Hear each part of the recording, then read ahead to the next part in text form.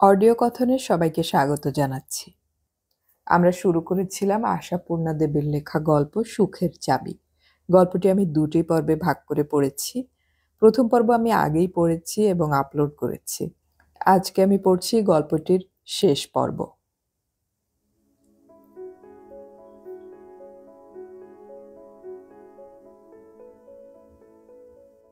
চিঠিটা অনেকক্ষণ সামনে পড়েছিল, তারপর খুলল সুজিত, নিতান্ত অবহেলার ভঙ্গিতে। কিন্তু কেন? ভঙ্গিটা তো কেউ দেখছে না। কিন্তু যা ভেবেছিল তা নয়।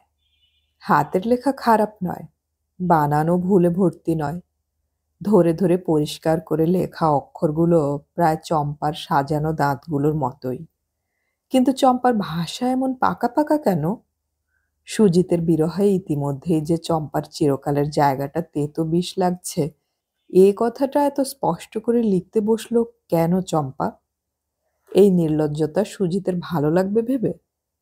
তবু প্রথম চিঠি ছিঁড়ে ফেলল না, তুলেই রাখলো। কিন্তু উত্তর দেই দেই করে দেয়া হলো না। আর তার মধ্যেই একদিন শুনল চম্পা আসছে। কিন্তু সেই একদিনের মধ্যে সেদিনের কি অনেকগুলো দিনের ব্যবধান ছিল না? চম্পার মুখে মেঘ, তবু চম্পাকে ডল পুতুলের মতো দেখাচ্ছিল। বিয়ের জল পেয়ে আরো টুকটুকে হয়ে উঠেছিল চম্পা। সেই টুকটুকে আপেলের মতো গাল ফুলিয়ে চম্পা বলল, তোমার সঙ্গে কথা বলবো না। এই অভিমান, এই ফুলের সঙ্গে তুলনীয় মুখ মন্দ লাগলো না। ওই ননির মতো দেহটাকে একবার মুঠোয় চেপে ধরে পিষে ফেলবার লোভ দুর্দমনীয় হয়ে উঠল। ঘনিষ্ঠ হয়ে বসে সুজিত বলল, অপরাধ? বাহ, তুমি আমার চিঠির উত্তর দিলে না যে? সুজিত মৃদু হেসে বলল, উত্তর দিলেই তো ফুরিয়ে গেল, আর ভাবতেই না আমার কথা। এ তবু দুবেলা গালাগাল করার সময় মনে পড়ত। গালাগাল? ইস, কি যে বলো! চম্পা তাড়াতাড়ি ওর পায়ে হাত রেখে প্রণাম করল। বলল, ওরকম কথা বলতে নেই, পাপ হয়।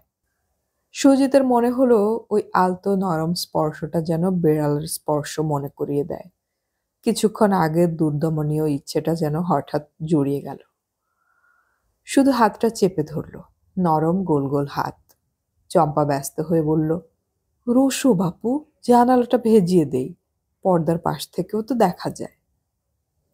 সুজিত সহসা হাত ছেড়ে দিয়ে কঠিন গলায় বলল, কেন? দেখলে লজ্জা পাবার মতো কি করেছি? চম্পা লজ্জায় মুখটা সিঁদুর করে বলল, হাত ধরাই বুঝি ভালো? হাতটা ছেড়ে দিয়ে ঘর থেকে বেরিয়ে গেল সুজিত। রান্নাঘরের দেয়ালের পাশের প্যাসেজটা দিয়ে যেতে যেতে শুনতে পেল ওর মা, পিসিমা, পিসতুতো দিদি আর বৌদি সমস্বরে নতুন বউয়ের সভ্যতা ভব্যতার প্রশংসা করছেন, তার সঙ্গে ঘরের ছেলের সমালোচনা। এদের সব মতিগতি বোঝা দায়। একদিকে তো বিয়ে বিয়ে মন করে ভিতরে ভিতরে খুব উৎকণ্ঠা হয়ে উঠেছিল। এখন যেন বউ আছে তো আছে, তার জন্য আবেগ নেই, আকুলতা নেই, আগ্রহ নেই। এটা কি? সুজিত ঠোঁট কামড়াল। ভাবল, সারা জীবন এইসব মেয়েদেরই দেখলাম আমি। তিল নিয়ে তাল করে, ভোঁতা ভোঁতা কথা বলে। ভাবল, চম্পাকে মানুষ করে তোলার আশাই বা কোথা? এদের মহলেই তো ভর্তি হয়েছে চম্পা, এদের মাটি দিয়েই তো গড়া। তবু তবু হঠাৎ এক সংকল্প মাথায় এলো। চম্পাকে মাঝে মাঝে অমিতাভর বাড়িতে বেড়াতে নিয়ে গেলে কি হয়? কাঁকনের সঙ্গে মিশলে, কাঁকনকে দেখলে, কাঁকনের কথার ধরন শিখলে কিছুটা হয়তো বদলাতে পারে। তাতে সুজিতের অন্তত কিছুটা লাভ। বলল একদিন, চলো এক জায়গায় বেরিয়ে আসি। চম্পা উৎফুল্ল হলো, বলল, কোথায়? আগে থেকে বলবো কেন, গেলেই দেখতে পাবে। চম্পা বলল, বললে বিশ্বাস করবে না, আমি কখনো লেক দেখিনি। অবিশ্বাসের কিছু এমন ছিলও না। চম্পা অগ্রদ্বীপের মেয়ে, কলকাতায় কদাচিৎ আসত। শ্যামবাজারে পিসির বাড়িতে আসা হতো। সেখান থেকে লেক না দেখে ওঠাটা অত্যন্ত অবিশ্বাস্য নয়। তবু ওই রকম করেই বলল চম্পা, অর্থাৎ বেড়াতে যাবার বার্তা শুনে ওই ইচ্ছেটা ব্যক্ত করল। সুজিত কি সেটা বুঝল না? নাকি সুজিত নিজের ভাবেই ডুবেছিল। তাই চম্পার চোখের দিকে নির্নিমেষ দৃষ্টিতে একটু তাকিয়ে থেকে বলল, হ্যাঁ, লেকই দেখাবো। চম্পা উৎফুল্ল হয়ে সাজতে উঠল, কিন্তু সঙ্গে সঙ্গে এ কথা না বলে পারল না, মাকে পিসিমাকে বলেছ? সুজিত ভুরু কুচকে বলল, পরের বউকে নিয়ে তো যাচ্ছি না যে এত পারমিশন নিতে হবে। কেন, তোমাকে একবার বেড়াতে নিয়ে যাবার অধিকার কি আমার নেই? ও মা, সে কি, তবু একটু বলে যাওয়া সভ্যতা। সভ্যতাটা তুমিই করোগে। চম্পা মুখ ভার করে বলল, তুমি এমন হঠাৎ হঠাৎ রাগ করো? তোমারই গুরুজন ওরা, আমার নয়। মান রাখলে তোমারই মঙ্গল। বেশ তো, রাখো না গে।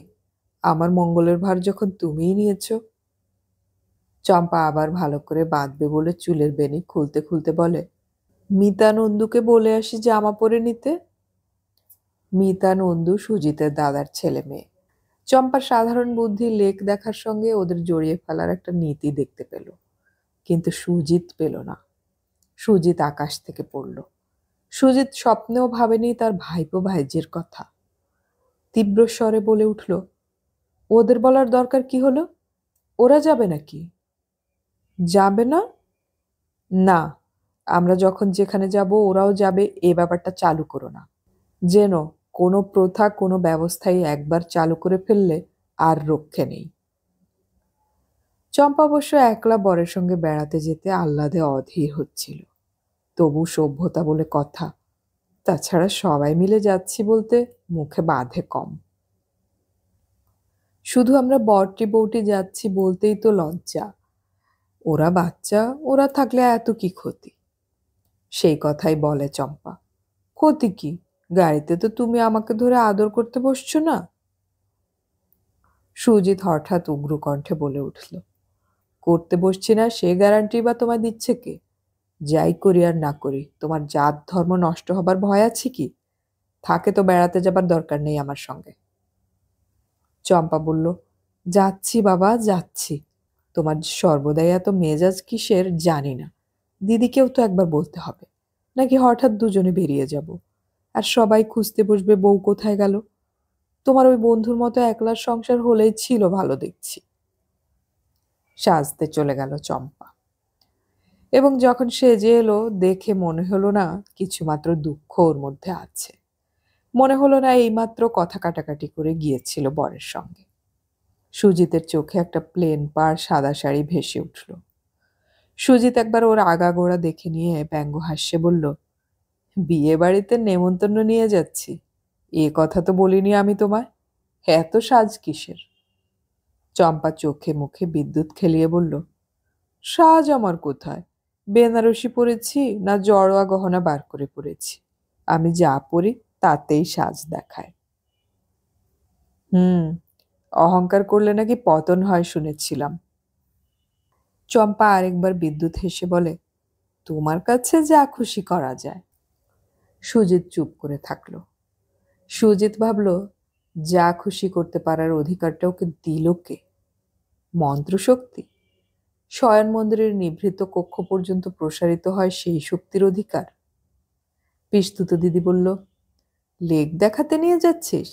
তা বেশ করছিস, কলকাতায় যা যা দেখবার আছে। সুজিত বাধা দিয়ে বলল, লেক দেখাতে কে নিয়ে যাচ্ছে? অমিতাভর বাড়ি যাচ্ছি, অমিতাভ বলেছিল সেদিন। চম্পা এবং পিস্তুত দিদি দুজনেই অবাক হলো, আহত হলো। দিদি বলল, তবে যে চম্পা বলল। হ্যাঁ, বলেছিলাম ঠাট্টা করে। সুজিত জুতোটা পরার আগে জোরে জোরে ঠুকতে ঠুকতে বলল, লেকে গেলে একলাই যাব। তারপর বেরিয়ে গেল। দিদি বাড়িতে বলল, বউকেও তো সাজিয়ে গুছিয়ে অমিতাভর বাড়ি যাওয়া উচিত হচ্ছে না, ভাববে কম্পিটিশন করতে এসেছে।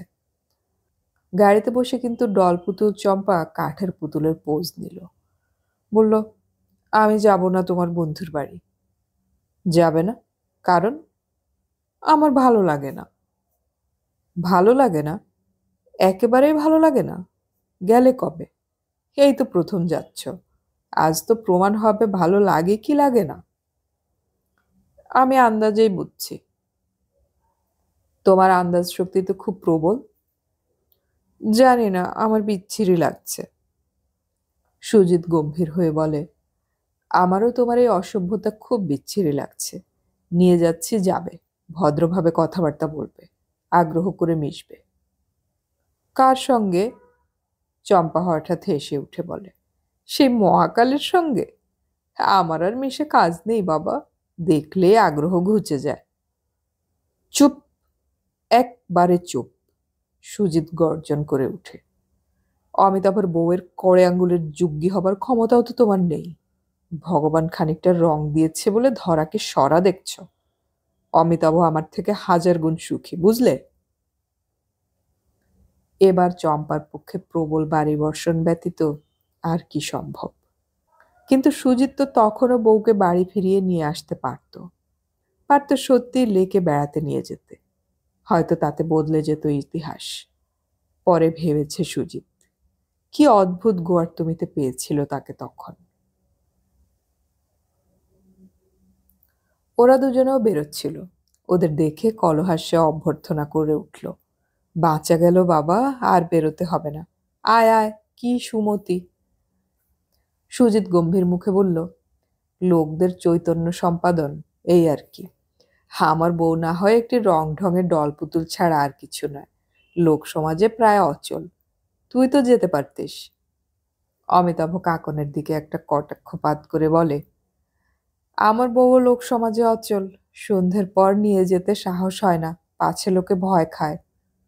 চম্পা কান্না ভুলে অবাক হয়ে তাকালো। ভাবলো এরা বন্ধুতে বন্ধুতে বুঝি এইরকমই নিষ্ঠুর নির্মায়িক। বিয়ে করা বউকে অপমান করতেই ওদের দেখছি মহা উল্লাস। কিন্তু কাকনমালার মুখে সে অপমানের ছাপ কই। ও তো দিব্যি হাসছে, বলছে, মানুষের জীবনের শ্রেষ্ঠ সুখ তো অপরকে ভয় খাওয়ানো। তুমি দেখো, সেই সুখ বিনে পয়সায় পাচ্ছ। তারপর শুরু হয় চা জল খাবারের পর্ব। জমে ওঠে গল্প, আর জমে 3 জনের মধ্যেই। চম্পা যেন লাইনের বাইরে পড়ে থাকে। কাকন এক সময় বলে, তুমি ভাই কিছু বলছো না কেন? আমরাই শুধু চালিয়ে যাচ্ছি। চম্পা তীক্ষ্ণ কণ্ঠে আর বেজার মুখে বলল, আপনারা বিদ্বান, আপনাদের সঙ্গে আমি মুখ্য মানুষ কি কথা বলবো। যেভাবে মুখে তালা চাবি লাগিয়ে বসেছিল এতক্ষণ চম্পা, তাতে কেউ ধারণাই করতে পারেনি এইরকম কথা বলে উঠবে ও। লজ্জায় লাল হয়ে যাওয়া সুজিত বলে ওঠে, দেখছেন তো গাইয়ার অবতারটিকে। তালিম দিয়ে মানুষ করে দেবেন আশ্বাস দেন তো সর্বসত্ব ত্যাগ করে রেখে যাই কিছুদিন। নির্বোধ সুজিত লজ্জা ঢাকতে ওইরকম ভয়ানক একটা কথা বলে বসে। বোঝে না কি কথার কি ফল, বোঝা যায় সঙ্গে সঙ্গে। কথা শেষ হবার সঙ্গে সঙ্গে চম্পা উঠে পড়ে বলে, 7 জন্ম গাইয়া থাকি আমি, আমার আর পুরুষের গায়ে পড়া সভ্যতা শেখার দরকার নেই।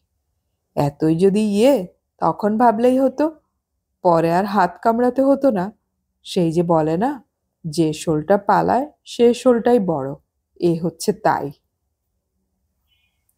সমস্ত পরিবেশটার উপর যেন খানিকটা পাক মাখিয়ে দিয়ে ঠিকরে ঘর থেকে বেরিয়ে বারান্দা গিয়ে দাঁড়ায় চম্পা।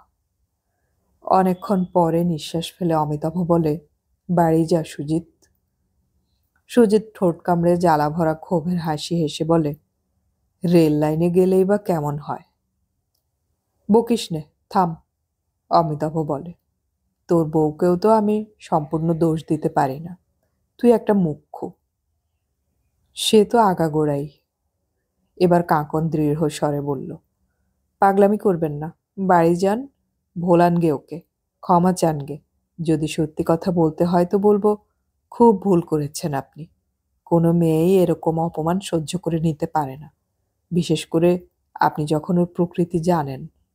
সুজিত উঠে দাঁড়িয়ে বলে, জানি না, ক্রমশ প্রকাশ্য উপন্যাস, এক সংখ্যায় বোঝা যায় না পরে কি আসছে।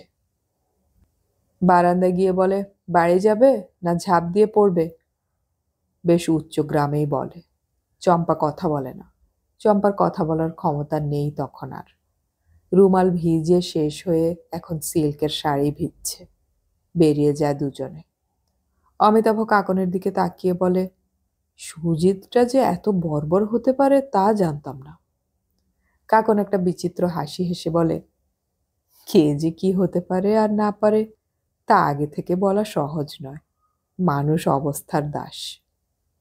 তা হোক, তুই পাজিটা যখন পাড়াগা থেকে কম লেখাপড়া জানা মেয়ে ঘরে এনেছিস, তখন তাকে গাইয়া বললে চলবে কেন? গড়ে পিটে নে। গড়তে পিটতে তো মাস্টারের বাড়ি এনেছিল, কাকন হেসে উঠে বলে। তা মাস্টারের সঙ্গে গোড়াতেই অশুভ দৃষ্টি। অমিতাভ অসন্তুষ্ট স্বরে বলে, যা হয় না তা নিয়ে জোর করলে তো চলে না। আমি বলবো যে সুজিত ওর স্ত্রীর প্রতি খুব দুর্ব্যবহার করেছে। কাকন আর একবার তেমনি বিচিত্র হাসি হেসে বলে, তোমার মুখেই শুনেছিলাম তোমাদের দুই বন্ধুর মধ্যে শর্ত ছিল, বিয়ে করলে ও তোমার স্ত্রী এবং তুমি ওর স্ত্রীর প্রেমে পড়বে। তা ও তো ওর শর্ত প্রায় পালন করতে বসেছে। এখন তুমি তোমারটা শুরু করো। অমিতাভ বলে, ভাষাটা আধুনিক হলেও ভাবটা সুজিতের স্ত্রীর থেকে কিছু আধুনিক হলো না। আসলে দেখছি মেয়ে মাত্রই মেয়ের উপর ঈর্ষা সম্পন্ন। যাক, আসল তথ্যটা জেনে নিয়েছ, বলেই একটা সেলাই নিয়ে বসে কাকন। অমিতাভ বলে, অকারণ মেঘ জমাচ্ছ কাকন। কাকন বলে, মেঘ না থাকলে আবার আকাশ? নির্মল নির্মেঘ আকাশ কদিন সহ্য হয়? ওদিকে শুধু মেঘই নয়, ঝড় বৃষ্টি বজ্রপাত। চম্পা বাড়ি গিয়ে কেঁদে কেটে বাড়ির সকলকে ধরে ধরে যা বিবৃতি দেয়, তাতে কারো আর নিঃসন্দেহ হতে বাকি থাকে না অমিতাভ যে কালী মূর্তিটিকে ঘরে নিয়ে এসেছে সেটি নির্ঘাত ওই গুন্তুক সম্পন্ন। নইলে ওই ফুলের মতো বউ ছেড়ে ওর কাছে ধাওয়া করে ছেলে, ওর কাছে নিয়ে গিয়ে বউটার অপমান ঘটায়। ব্যাপারটা গুরুতর করে তুললেন সুজিতের মা। ঠান্ডা নরম শান্ত প্রকৃতির আর লক্ষ্মী প্রতিমার মতো যে বউ পেয়ে তিনি রাত দিন ভগবানকে ধন্যবাদ জানাচ্ছেন, সেই বউকে অবহেলা করেছে হতভাগা ছেলে। কেন? না, গুরুজনদের সামনে মাথার কাপড় খুলে নৃত্য করতে পারে না, পুরুষের গায়ে ঢোলে হি হি করতে পারে না, লোকলজ্জা ত্যাগ করে সংসারের সবাইকে ভুলে রাত দিন বরের কাছে বসে থাকতে পারে না। এইসব হচ্ছে দোষ। রেগে কর্তার কর্ণগোচর করলেন তিনি ঘটনাটা। কর্তা বললেন, হুম।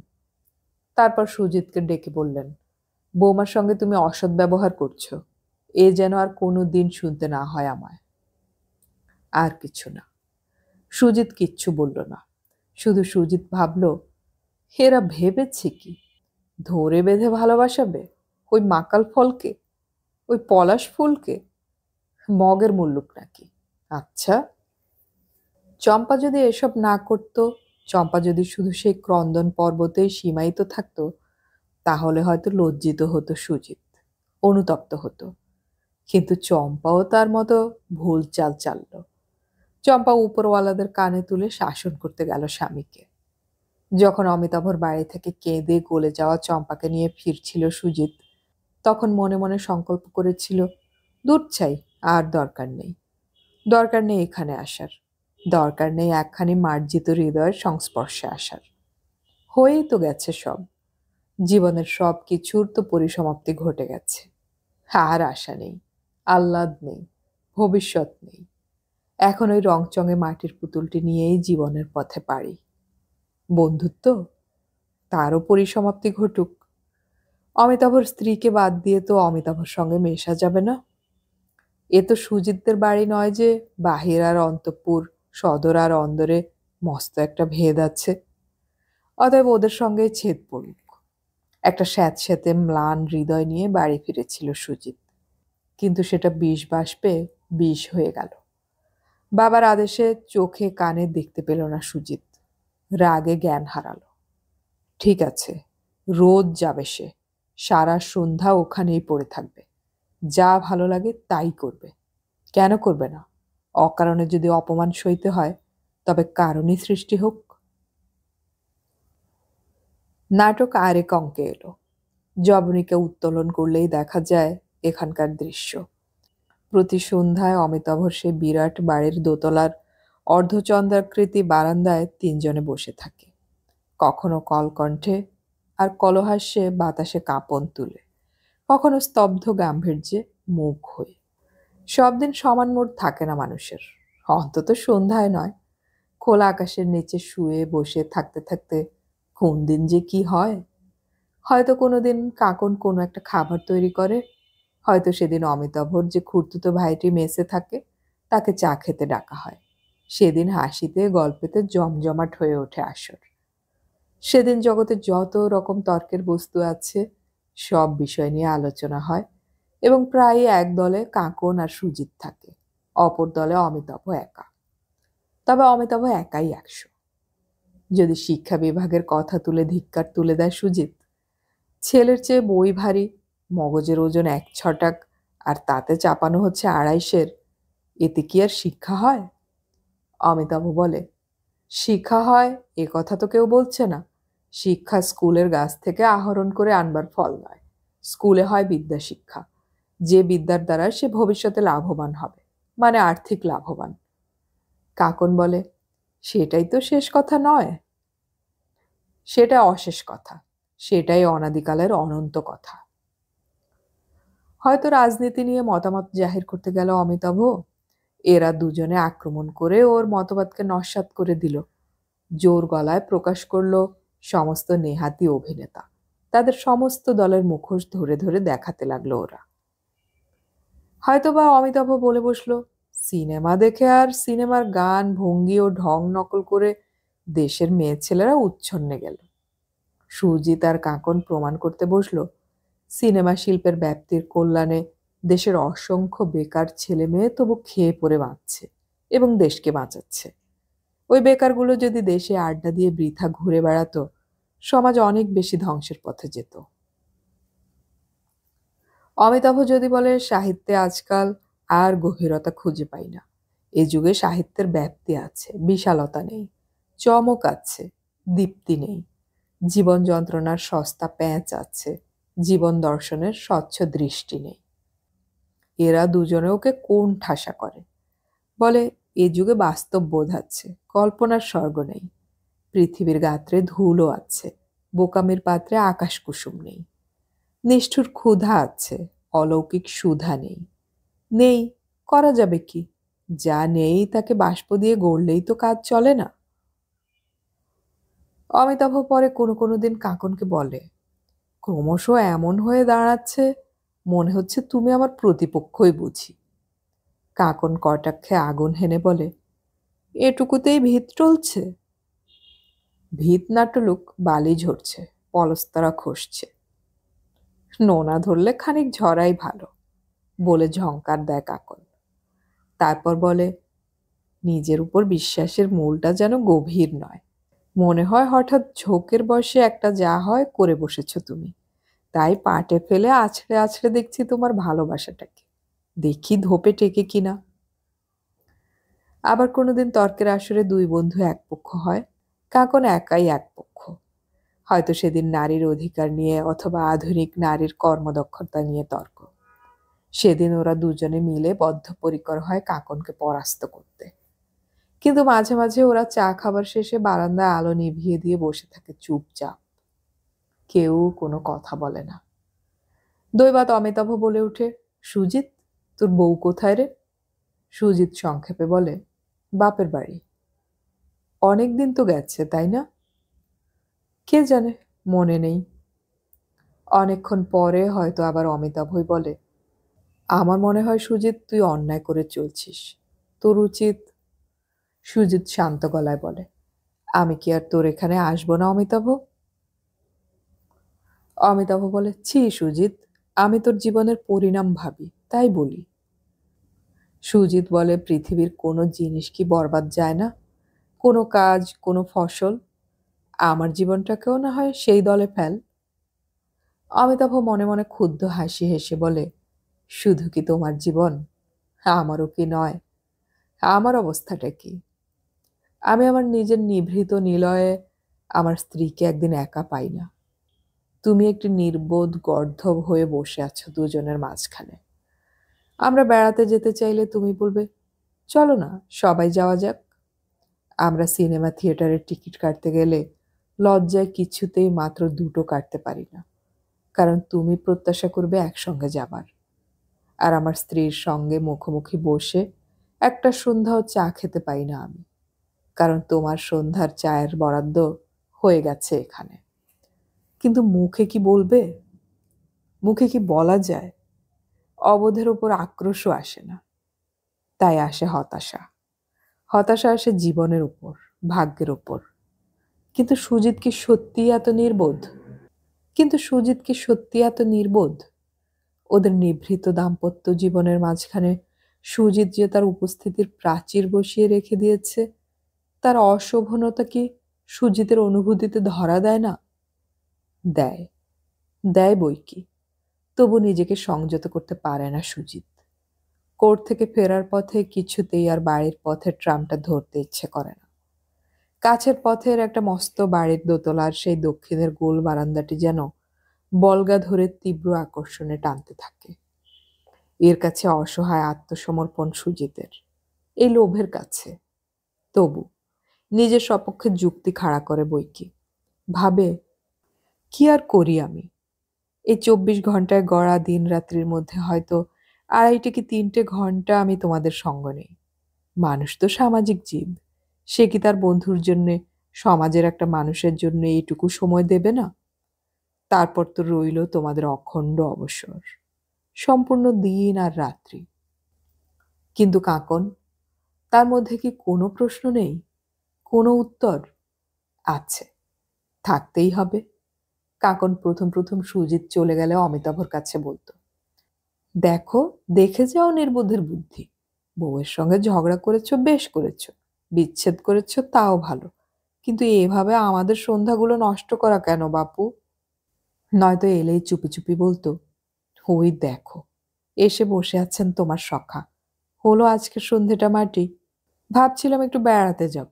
সে কথা শুনলেই তো তোমার প্রাণ সখা বলবেন, চলো আমিও যাই।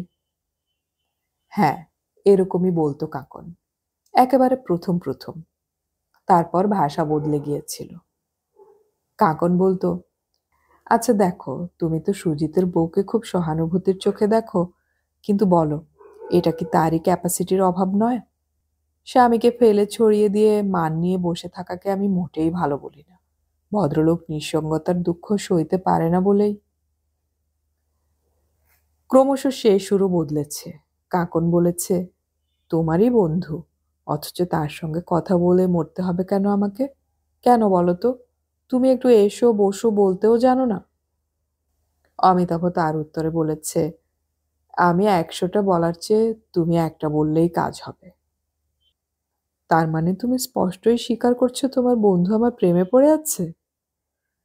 অমিতাভ বলে, অস্বীকার করে যখন লাভ নেই, তখন স্বীকার করাই বুদ্ধিমানের কাজ। থাক, আর বুদ্ধির বড়াই করতে এসো না। বন্ধু অহরহ তোমার স্ত্রীর দিকে প্রেম দৃষ্টি ফেলে বসে আছে, আর তুমি নিশ্চিন্তে বসে অবলোকন করছো। এর নাম বুদ্ধি? অমিতাভ বলে, ওই দৃষ্টিবানটা অনায়াসেই বন্ধ করতে পারি, নেহাত অভদ্রতা হবে বলেই। কাঁকন হতাশ গলায় বলেছে, হয়তো ওই ভদ্রতার দায়েই তো খেয়েছে। এখন যেন মনে হয় ওর ওই বলাটা ধ্যাসটামো। তাই অবিচল চিত্তে তাকে স্বামীর সামনে বসে বসেই এক মুগ্ধ পুরুষের নিঃশব্দ প্রেম নিবেদন সহ্য করে যেতে হয়। কিন্তু সংসার তো নিঃশব্দে বসে থাকে না। সংসার তো নিরুপায় দৃষ্টি মেলে সহ্য করে যায় না। একদিন দুপুরবেলা অমিতাভর অনুপস্থিতির সময় সুজিতের দিদি এসে বেশ কিছু মিঠে করা শুনিয়ে গেলেন। কাকন অবশ্য নিরুত্তাপ শান্ত গলায় বলেছিল, তা আমাকে কি করতে বলেন বলুন? আজ সুজিতবাবু এলে আর আসতে বারণ করে দেব? বেশ, বলবো আপনি বলে গেছেন। দিদি রেগে বলেন, আমি তা বলছি না, তবে অমিতাভর চিরকালের বন্ধু। সেই কথাই তো শুনেছি, এসে পর্যন্তই তো শুনেছি। খালি পড়ে থাকতো বলে এই বাড়িটায় দুই বন্ধুর মিলন ক্ষেত্র ছিল। পৃথিবী উল্টে গেলেও দুই বন্ধু এক হতেন। এখন হঠাৎ? এখন ওর বিয়ে হয়েছে, দিদি বলেন। এখনো সেই রীতিতে চলবে? চলা উচিত নয়।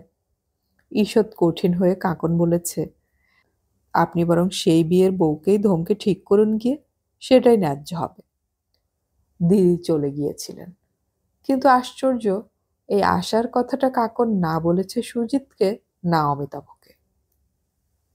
একদিন অগ্রদ্বীপের ছাপ মারা একটা চিঠি পেল কাকন, নাম স্বাক্ষরহীন চিঠি।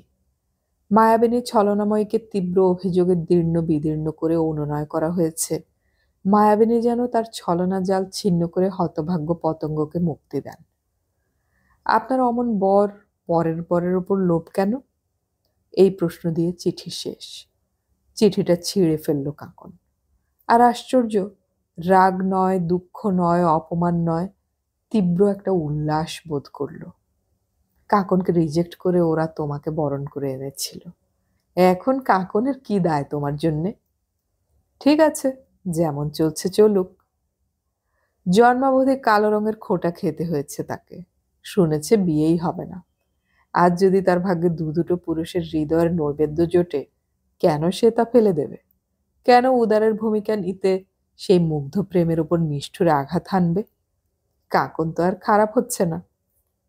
কেউ যদি তাকে ভালোবাসে, কেন তা নেবে না?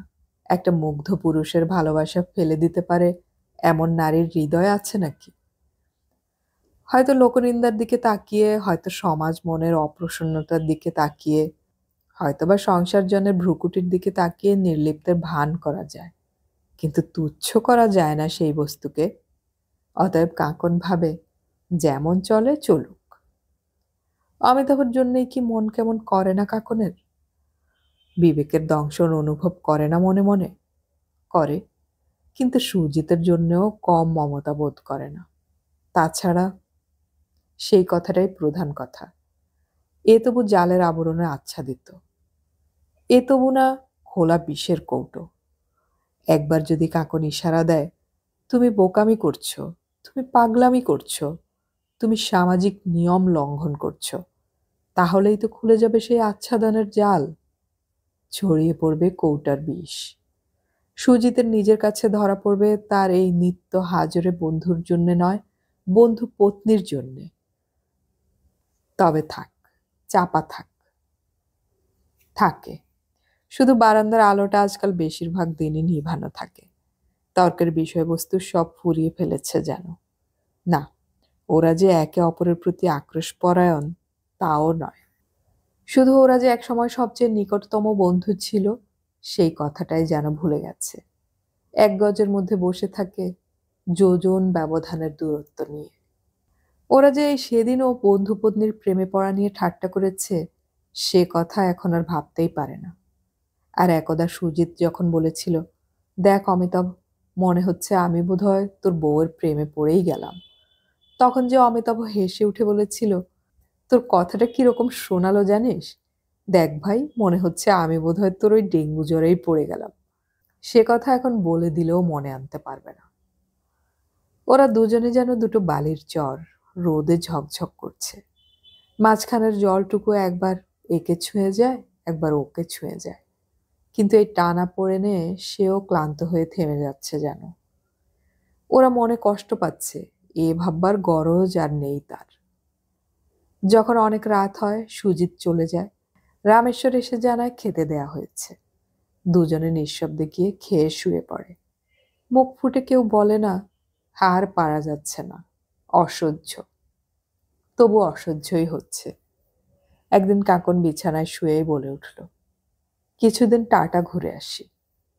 অমিতাভ অস্ফুট স্বরে বলল, টাটা? কাকন যেন আজ ঝগড়া করতে চায়, যেন খুব একটা ঝড় ছিঁড়ে ফুঁড়ে ফেলতে চায় এই আবরণটা। তাই তীক্ষ্ণ কণ্ঠে বলল, হ্যাঁ টাটা। অবাক হচ্ছে মনে হচ্ছে, নামটা শোনোনি বুঝি? অমিতাভ তীক্ষ্ণ হেসে বলে, তবে সন্দেহ হচ্ছে ওটা সত্যি না ছল। অমিতাভরও কি তবে সেই ঝড়ের ইচ্ছেটা জেগেছে, নাকি এ ওর চিরদিনের স্বভাবগত ভঙ্গি? কাকন তবে ঝড়ের মুখ থেকে ফিরে আসে, তলোয়ারের খেলা দেখাতে বসে। মুচকে হেসে বলে, পালাতে যদি ইচ্ছেই থাকে তো ছল করতে যাব কেন? বলে কয়েই পালাবো? বলে কয়ে কেউ পালায়? ভীরুরা না পালাক, সাহসীরা তাই পালায়। তাহলে নির্ভয়ে ছাড়ছি, ভাইয়ের বাড়িই যাচ্ছ ভেবে। নির্ভয়ে। যেন বহুদিন পরে অমিতাভ হাত বাড়িয়ে ওর গাটা ছোঁয়, গভীর সুরে বলে, ইচ্ছে করলেই হয়তো আমরা আবার আগের মতো হতে পারি। কাকন বলে, আমরা যে আগের মতো নেই এ কথা ভাবছো কেন? মানুষ কত সময় কত অসুবিধার মধ্যে পড়ে। অমিতাভ ক্ষুব্ধ হাসি হেসে বলে, অসুবিধাটা কি সাময়িক? সুজিতকে কি আমি দেখতে পাই না? তবু নিশ্চিত যেন ও কোনোদিন তোমার কোনো অনিষ্ট করবে না। অমিতাভ বলে, সব অনিষ্ট কি চোখে দেখা যায়? হয়তো আমি ঘুরে আসার অবকাশে ওর ওই অভ্যেসটা চলে যাবে। হয়তো এটা কিছুই নয়, অদ্ভুত একটা নেশা মাত্র। অমিতাভ মৃদু হাসে, বলে, হতেও পারে, আশা রাখাই ভালো। তারপর বলে, পরের সপ্তাহে 2 দিন ছুটি আছে, চলো তাই যাওয়া যাক। পরের সপ্তাহে? কাকন অসহিষ্ণু গলায় বলে, সে তো অনেক দেরি। আমি একা চাইলে চলে যেতে পারি কালই। তুমি তুলে দিয়ে এলে ঠিক পারবো। বরং এই ছুটিটায় তুমি গিয়ে। অমিতাভর মুখে একটা সূক্ষ্ম হাসি ফুটে ওঠে, বলে, কালই যেতে চাইছে তাহলে? হ্যাঁ, একটা বিশ্রী একঘেয়েমি লাগছে। ঠিক আছে, তুলে দেব। আমি সময় না পাই, সুজিতকেও ভার দিতে পারি। কাকনের মুখেও একটা সূক্ষ্ম হাসি ফোটে, কিন্তু সে হাসে না। সহজ গলায় বলে, বেশ তো, কেউ দিয়ে এলেই হলো। না গেলেও ক্ষতি ছিল না। আগে তো আমি কতবার একা আসা যাওয়া করেছি বিয়ের পরই। অমিতাভ হেসে উঠে বলে, তাই নিয়ম, বিয়ের পর দাম বাড়ে মেয়েদের। বাড়ে? কাকন হেসে বলে, বাড়ে না কমে? অমিতাভ বিচিত্র হাসির সঙ্গে বলে, ধারণা একটা ছিল বটে, কোথাও বাড়ে কোথাও কমে, কিন্তু দেখছি কমে না, দামিরা দামিই থাকে। কাকন বলে, আমি যে দামি এ কথা কোনোদিন জানতাম না। বৌদি বলতো বিয়েই হবে না, কনে দেখতে এসে লোকে মুখের ওপর বলে যেত পছন্দ হলো না। হঠাৎ তুমি। অমিতাভ বলে, সবাই কি সব জিনিসের দাম বোঝে? একজনকে বুঝতে দেখলে তখন আর সবাই হায় হায় করে। জগতের এই নিয়ম। কিন্তু অমিতাভ যদি জগতের এই নিয়ম জানে, তো অমন অনিয়ম ডেকে আনে কেন? যারা নিয়ম জানে তারা কি বেড়ালকে বলে মাছ পাহারা দিতে? সুজিতকে পাঠাবার দরকার কি ছিল তার স্টেশনে? এ কি পরীক্ষার এক প্যাচ? নিজে কি সে ভিড়ের মধ্যে আত্মগোপন করে থেকে দেখবে কোন গাড়িতে উঠছে ওরা? কিন্তু সে কথা ভাবে না সুজিত। ও বলে, কি মনে হচ্ছে জানেন? অনেক দূর কোনো দেশের 2টো টিকিট কেটে দুজনে চেপে বসি। কাকন মৃদু হেসে বলে, নরক বলে একটা জায়গা আছে শুনেছি, জানি না সেটা কতটা দূর। তোমার মনের মতো কিনা। সুজিত আহত হয়। সুজিত ক্ষুব্ধ গলায় বলে, আপনার ঠাট্টাগুলো বড় নিষ্করুণ। তোমার ব্যবহারটাও খুব মমতাময় নয়। বউকে বাপের বাড়ি ফেলে রেখে পরের বউকে নিয়ে দূরপাল্লার টিকিট কাটার ইচ্ছেটাকে আমি অন্তত হৃদয়বানের কাজ বলে মনে করি না। সুজিত তীব্র স্বরে বলে, আমি ফেলে রাখিনি, নিজেই জেদ করে গিয়ে বসে আছে। আর গরিবের ঘর বলে আমার বাবা মাসে মাসে টাকা পাঠাচ্ছেন। কাকন জীবনে এই প্রথম ওর হাতটা একটু ছুঁয়ে বলে, অথচ সুজিত, এসবের কিছুই না হতে পারতো। আমি শান্তিতে আমার স্বামীর ঘর করতে পারতাম। তুমি তোমার ডল পুতুলটি নিয়ে সুখে সংসার করতে পারতে। তোমার সংসার অশান্তির আগুন হয়ে উঠত না। থাক। সুজিত তীব্র স্বরে বলে, ওর কথা আর বলবেন না। ও যে কি কুটিল তা আপনি জানেন না। ও আপনার নামের সঙ্গে আমাকে জড়িয়ে। কাকন হাসে, বলে, আশ্চর্য হবার কিছু নেই, সেটাই স্বাভাবিক। আমি হলে আমিও তাই বলতাম সুজিত। কিন্তু ভাবছি, জীবনের হালটা আর একবার ধরে দেখা যায় না? চলে যাও না তোমার শ্বশুর বাড়ির দেশে। সে কোথায়, সেখানে বউকে নিয়ে এসো, তাকে বুঝতে চেষ্টা করো, ভালোবাসতে চেষ্টা করো। আমিও। সুজিত বিদ্রূপের স্বরে বলে ওঠে, আপনার এই উপদেশটা প্রায় ব্রত কথার গল্পের মতো শোনাচ্ছে। শুনেছি ছেলেবেলায় মাদের মুখে। তারপর স্বর্গ থেকে রথ এলো, তারপর পুষ্পবৃষ্টি হলো, তারপর ব্রাহ্মণ ব্রাহ্মণী সুখে স্বচ্ছন্দে। তুমি হাসছো? কাকন বলে, কিন্তু বিশ্বাস করো সুজিত, কাল রাতে ভেবে ভেবে পাগল হয়ে ঠিক করলাম, কেন অকারণ অসহায়ের ভূমিকা নেব আমরা? আমাদের বুদ্ধি আছে, বিবেচনা আছে, শক্তি আছে, তবু আমরা অসহায়ের ভূমিকা নিয়ে বসে আছি। এর কোনো মানে হয়? কেন আমাদের সুখের চাবি আমাদের হাতে থাকবে না? সুজিত আস্তে আস্তে বলে, তোমাদের মাঝখান থেকে আমি সরে গেলেই তোমরা সুখের চাবি হাতে পেতে পারো। আমি তো জানি, কিন্তু শুধু আমরা সুখী হলেই তো চলবে না সুজিত। কাকন ওর হাতটার উপর আরেকটা হাতের স্পর্শ দিয়ে বলে, তোমাকেও হতে হবে, তা নইলে সম্পূর্ণতা কোথায়? আমি তোমার মন জানি, নিজের মনও জানি, আর সেটা জানি বলেই জানি তুমি সুখে আছো, স্বচ্ছন্দে আছো। না জানলে? মানুষ আপনার অঙ্কশাস্ত্রের একটা থিওরি নয়। তা হয়তো নয়, কিন্তু মানুষ জীবনটা, কিন্তু মানুষ তো। আমি তোমায় অনুরোধ করছি সুজিত, জীবনকে নিয়ে আর একবার চেষ্টা করবার চেষ্টা করো। গাড়ি এসে গিয়েছিল। কাকন উঠে গেল। সুজিত অনেকক্ষণ তাকিয়ে রইল সে চলে যাওয়া গাড়ির শূন্য রেলের দিকে। তারপর সরে এসে ভিড়ে মিশে গেল। নীলকমল বসুরায় হইচই করে উঠল। হে কি, তুই হঠাৎ? খবর টবর নেই, ব্যাপার কি? কাকন হেসে বলল, কেন আসতে নেই? আহা কি মুশকিল, তবে খবর নেই পত্তর নেই। 7 জন্মে তো আসতে বলো না দাদা। খবরপত্র দিয়ে আসতে চাইলে হয়তো খবর পাঠাতে, এখন আসিও না, এখানে ভীষণ গরম চলিতেছে। হেসে ওঠেন কাকন। তুই এখনো সেরকম শয়তান আছিস, বলেই হা হা করে হেসে ওঠে দাদা। তারপর স্ত্রীকে ডেকে ছেলে মেয়েকে ডেকে কাকনের আশাটাকে একটা উৎসবে পরিণত করে তোলে। নিজের সেই পুরনো ঘরের পুরনো জানালাটা দাঁড়িয়ে হঠাৎ যেন অনির্বচনীয় একটা আনন্দের স্বাদ পায় কাকন। আশ্চর্য! সেই দৃশ্য, সেই ঘরবাড়ি, সেই ডান দিকে একটা উঁচু টিনের শেড, সেই ফুল ফলহীন নাম না জানা বিরাট জটওয়ালা গাছটা অবিকল আছে এখনো। ভাগ্যিস কাকন অমন করে ভেবেছিল সে রাত্রে। ভাগ্যিস এখানে চলে আসার বুদ্ধি হয়েছিল তার। কটা দিন থেকে গেলেই সব বদলে যাবে। ভেঙে যাবে সেই দম আটকানো বুক চাপা সান্ধ্য আসর। আর পরে আমাতে অমিতাভতে গল্প করতে পারবো। উফ, চক্ষু লজ্জা জিনিসটা কি ভয়ানক! জীবন দুর্বিষহ করে দিতে পারে। কিন্তু সুজিত, সুজিত কি পারবে? যদি পারে, ঈশ্বর ওকে শক্তি দাও। বৌদি বলে, বরের সঙ্গে ঝগড়া করে চলে আসিসনি তো মালা?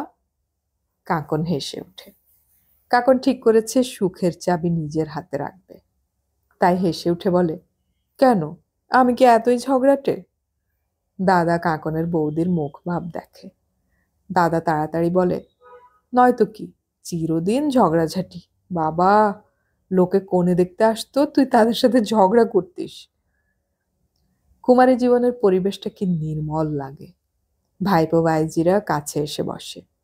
অনেক গল্প আর অনেক হাসির মাধ্যমে এতদিনের ব্যবধানটা যেন মুছে যায়। দাদা এসে বলে, এই কি খাবি বল, আগের মতো এখনো বেসন লাড়ু ভালোবাসিস? বেসন লাড়ু? কাকন হেসে গড়িয়ে পড়ে। বলে, ও দাদা, এই 2 বছর পরে নাম শুনলাম ওর, এখনো পাওয়া যায়? যাবে না কেন? দাদা দার্শনিকের মুখভঙ্গি করে বলে, পৃথিবী অবিকলই আছে, থাকে, শুধু আমরাই বিকল হয়ে যাই। বাবা, দাদা আজকাল রীতিমতো দার্শনিক হয়ে গেছে দেখছি। মোড়ের সেই ভুজাওয়ালার দোকানটা আছে দাদা, যে ভুট্টার খই ভাজতো? নিশ্চয়ই। দাদা বলে, খাবি? যা তো লালু, ছুটে গিয়ে পিসিমার জন্য ভুট্টার খই নিয়ে আয় তো। লালু ছোটে, কিন্তু লালু উচিত মতো সময়ে ফেরে না। দাদা বলে, এই হয়েছে, ছেলেটা 1 নম্বরের আড্ডাবাজ। রাস্তায় যদি বেরোলো এতক্ষণে 3 বার ঘুরে আসা যেত। কাকনের মুখ শুকোয়। কি আবার হলো? বলে, দাদা একটু দেখবো বেরিয়ে। তুই আবার কি, আমি যাচ্ছি, বলে জামা একটা গায়ে দিতে উদ্যত হয় নীলকমল। আর সেই সময় বাইরে লালুর ধারালো গলা শাঁখের মতো বেজে ওঠে, পিসিমা, পিসেমশাই এসেছেন। পিসেমশাই এসেছেন? এটা কোন ভাষা? বাংলা? নীলকমল এগিয়ে যায়, হইচই করে ওঠে, হারে এসো এসো, বুঝেছি ব্যাপার, আর বলতে হবে না। মালাটা দিব্যি গা পাতলা করে বলে দিল, ঝগড়া করে আসবো কেন? আমি কি তেমন ঝগড়াটে? এইবার হলো তো প্রমাণ। অমিতাভ বলে, বাহ, সত্যিই তো। খামোখা আমাদের ঝগড়াটে ঠাউরাচ্ছেন কেন? এমনি আসতে নেই? বৌদি বেরিয়ে আসে, মুচকি হেসে বলে, আছে নিশ্চয়ই। আসো না সেটাই দুঃখের। তবে যুগলে আসতে হয়। এরকম জোড়া ভাঙা দেখলেই ভয় হয় ঝগড়াই বুঝিবা। যাক, এসো এসো। এই তো এলাম। মানে ব্যাপার হচ্ছে, কাল একেবারে ঠিক ছিল না ছুটি পাবো কিনা। একেবারে সন্ধেবেলায় অর্ডার পাকা হলো। ব্যাস, আজ সকালের গাড়িতেই। বেশ বেশ। নীলকমল প্রসন্ন হাসি হেসে বলে, তাহলে বসো তোমরা, আমি একবার। কি, বাজার ঘুরতে যাবেন? আরে না না, সেসব কিছু না। বলে সাইকেলটা নিয়ে বেরিয়ে পড়ে নীলকমল।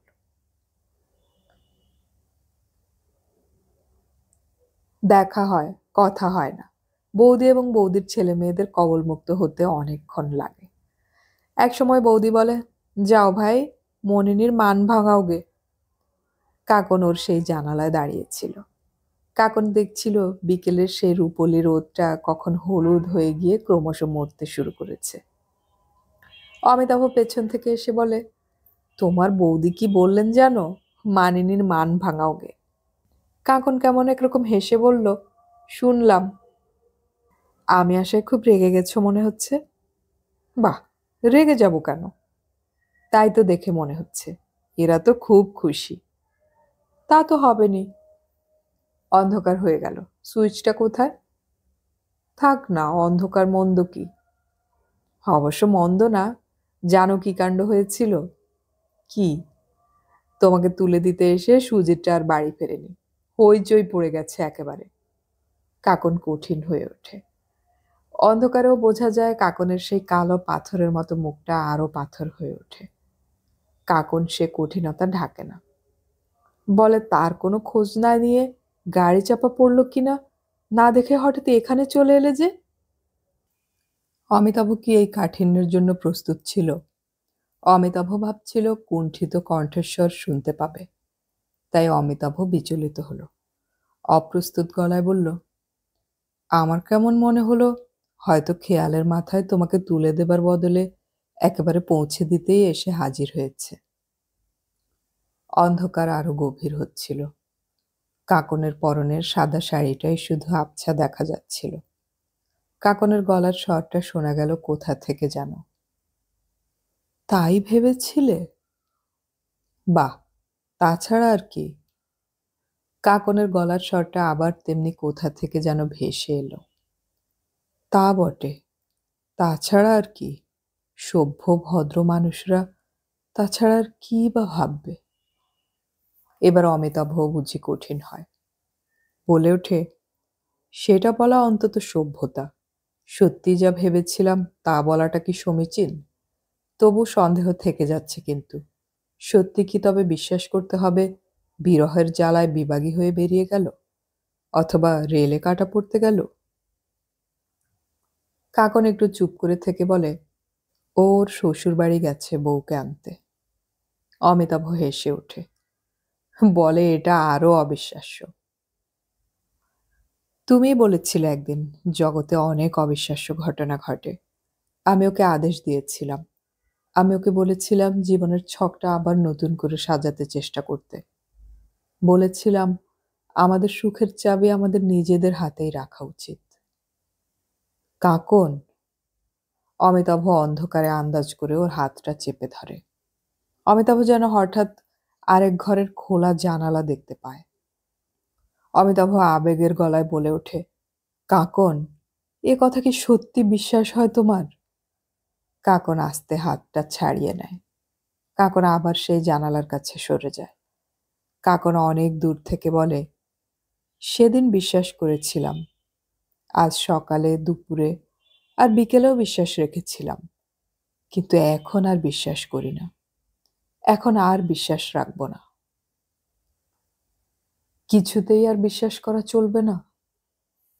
কিছুতেই আর বিশ্বাস রাখা হবে না সুখের চাবি মানুষের নিজের হাতে।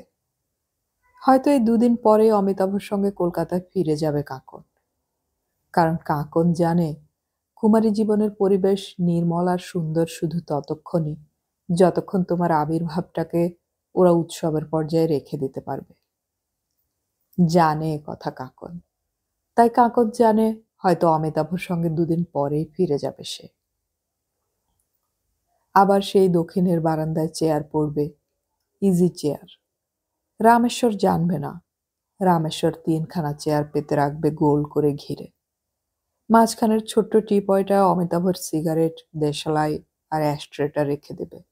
নিয়ে আসবে 3 পেয়ালা চা। তারপর বলবে, সুজিত দাদাবাবু আসেনি? চেয়ারটা সরাবে কি সরাবে না ভেবে না পেয়ে চলে যাবে। কিন্তু বাকি দুটো চেয়ারে যারা বসে থাকবে তারা দুজনে হেসে হেসে বলতে পারবে না, উহ, চক্ষু লজ্জা জিনিসটা কি দুর্বিষহ। বলতে পারবে না, কতগুলো দিন কি অসুবিধেই না কেটেছে। ওরা আলো জ্বালাবে না। চুপ করে বসে থাকবে দুজনে অনেক রাত অবধি। তারপর রামেশ্বর বলবে খেতে দেয়া হয়েছে। দুজনে নিঃশব্দে গিয়ে খেয়ে শুয়ে পড়বে। তারপর হয়তো অনেক রাতে উঠে খোলা জানালায় এসে দাঁড়াবে কাকন। দেখবে ছোট ছোট মেঘের টুকরো আকাশের গায়ে ভেসে ভেসে বেড়াচ্ছে। ওদের দিকে তাকিয়ে থাকবে অনেকক্ষণ, যেন ওদের দেখবার জন্যেই মাঝরাতে বিছানা ছেড়ে উঠে জানালায় এসে দাঁড়িয়েছে সে। দাঁড়িয়ে থাকবে। অনেকক্ষণ পরে চুপি চুপি বলবে, ভেবেছিলাম সুখের চাবি মানুষের নিজের হাতে। ভুলে গিয়েছিলাম সে চাবি মেয়ে মানুষের হাতে থাকে না। মেয়ে মানুষ শুধু ভুল করে ভাবে যে তাদের হাতে আছে। কিন্তু এখানে নীলকমল বসুরায়ের বাড়িতে বসুরায় আর বসুরায়ের স্ত্রীর সামনে দেখাতে হবে কাকনমালা বসুরায় নামের যে মেয়েটা কতদিন হলো অন্য এক পদবি নিয়ে চলে গেছে এখান থেকে, সে ওই চাবিটা নিয়ে লোফালোফি করছে। হেলায় খেলায় ফেলছে, তুলছে, আঁচলে বাঁধছে।